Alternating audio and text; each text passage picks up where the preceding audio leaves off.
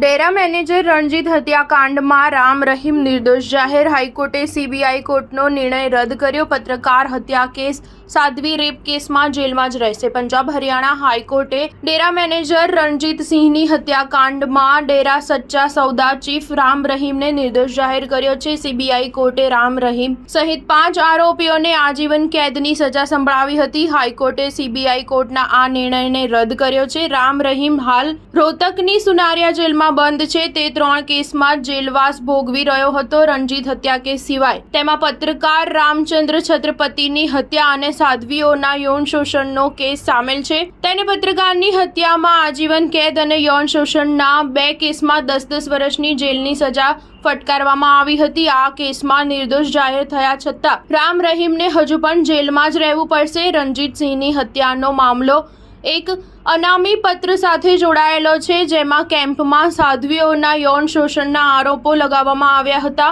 આ તે પત્ર હતો જે તત્કાલીન પીએમ અટલ બિહારી વાજપેયીને મોકલવામાં આવ્યો હતો। સીબીઆઈએ દાવો કર્યો હતો કે ડેરાને શંકા છે કે રણજીત તેની બહેન પાસે સાધ્વીઓના યૌન શોષણ વિશે એક અનામી પત્ર લખાવતો હતો। આ પત્ર બાદમાં સિરસાના પત્રકાર રામચંદ્ર છત્રપતિએ તેમના અખબારમાં પ્રકાશિત કર્યો હતો। જે બાદ પત્રકાર રામચંદ્ર છત્રપતિની 24 ઓક્ટોબર 2002ના રોજ હત્યા કરવામાં આવી હતી।